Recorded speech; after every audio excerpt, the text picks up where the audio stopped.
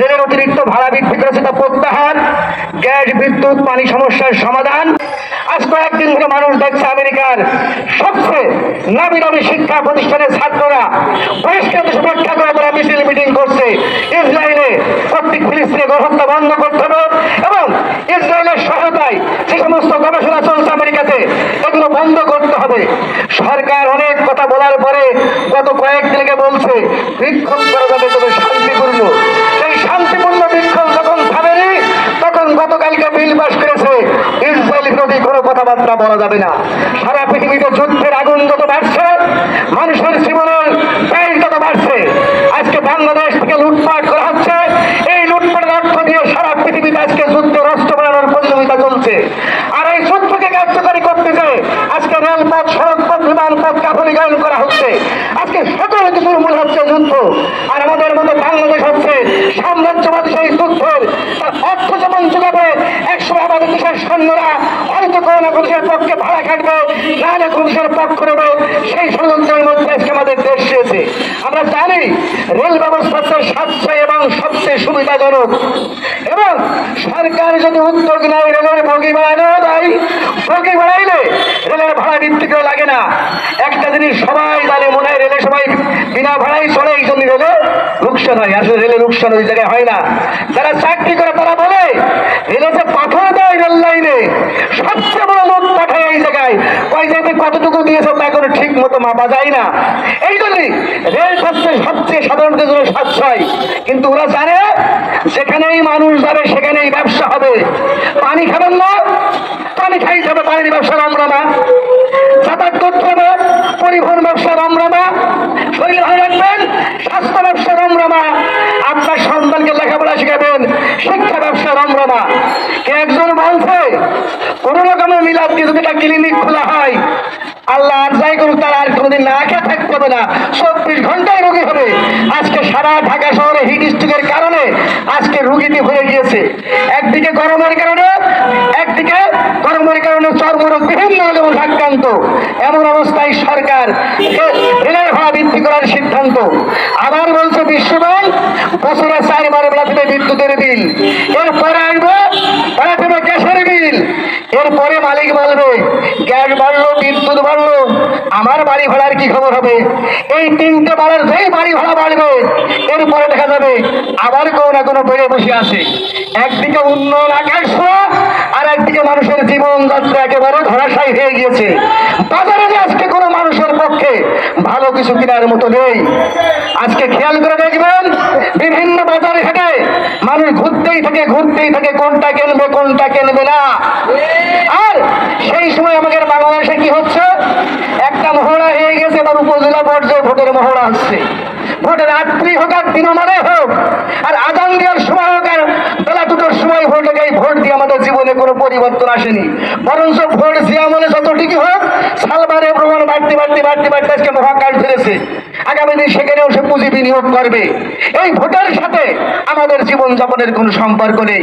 আবার কথা বললে বলে তো অনেক ধরনের বাহিনী বানাইছে।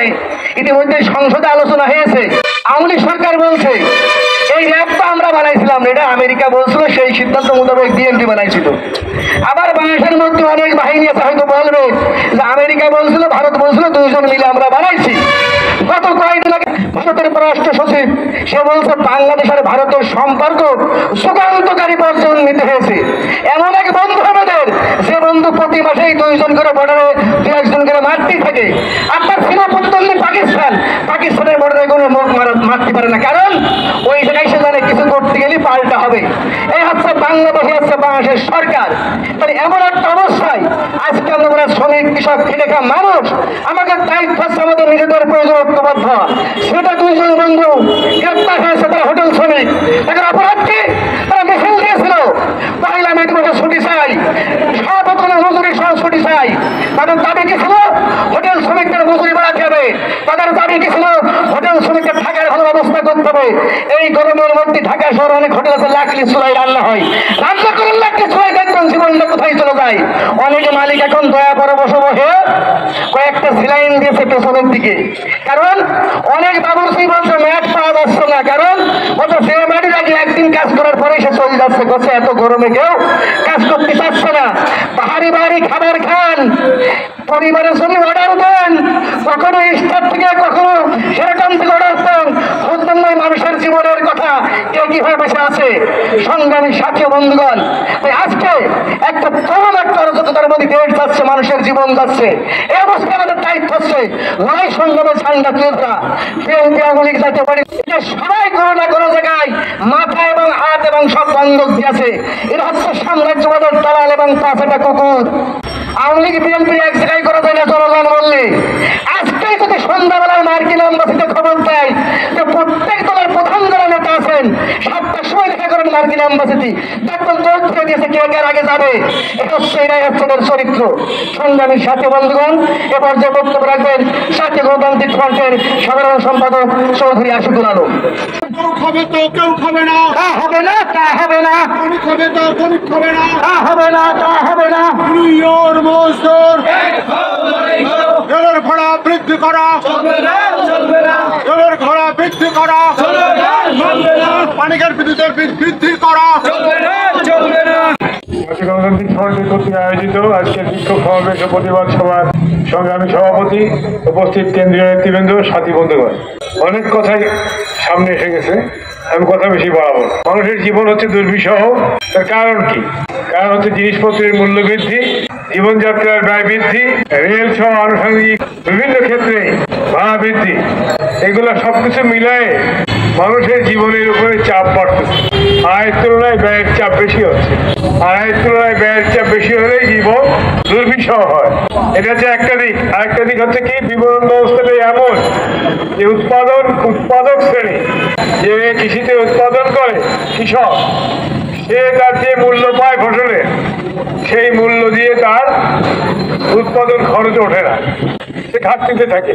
কিন্তু সেই উৎপাদিত কৃষি পণ্য যখন বাজারজাত হয়, আমরা নগর জীবনে যারা বাস করি তারা এত অগ্নি মূল্যে কিনতে হয় যে আমাদের যে উপার্জন, সেই উপার্জন দিয়ে সেই জিনিস কিনে খাওয়ার সুযোগ থাকে না।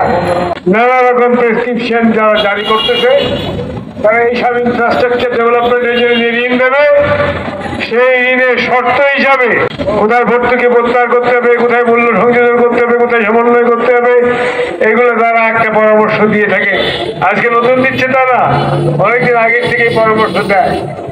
আর এই সমস্ত পরামর্শ অনিবার্য হবে মানুষের জীবনের উপরে বোঝা হয়ে আসে। সাথী বন্ধুগণ, দিনের পর দিন মানুষের জীবনের যন্ত্রণা যখন বাড়ছে, এই যন্ত্রণা থেকে মুক্তির প্রয়োজনটাও তখন বাড়ছে।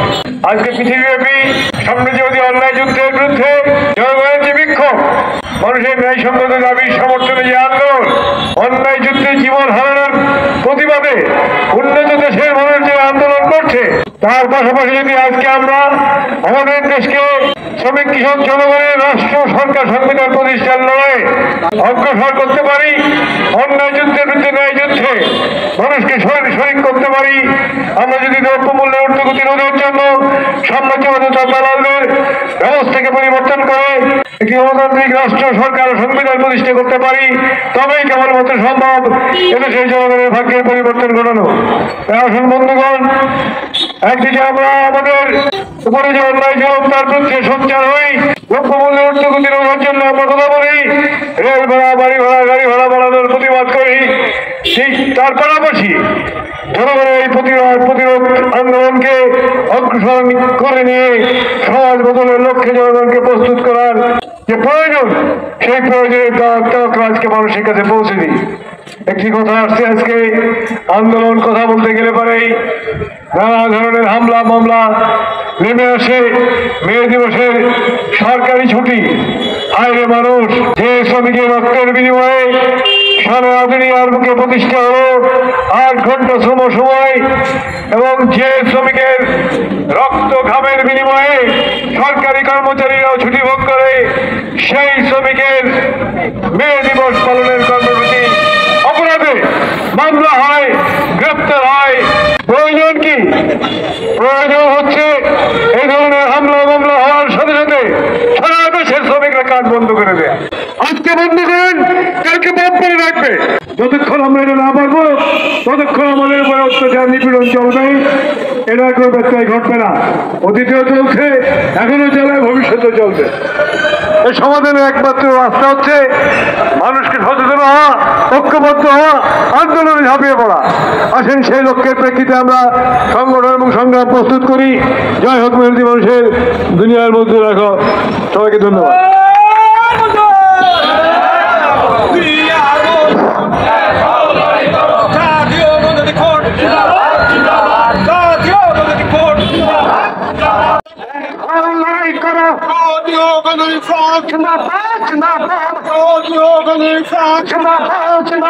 কেউ খাবে তো কেউ খাবে না, হবে না, তা হবে না, গরিব খাবে তো গরিব খাবে না, তা হবে না, তা হবে না। জুনিয়র মজদুর রেলের ভাড়া বৃদ্ধি করা, রেলের ভাড়া বৃদ্ধি করা, পানিকের বিদ্যুতের বিল বৃদ্ধি করা।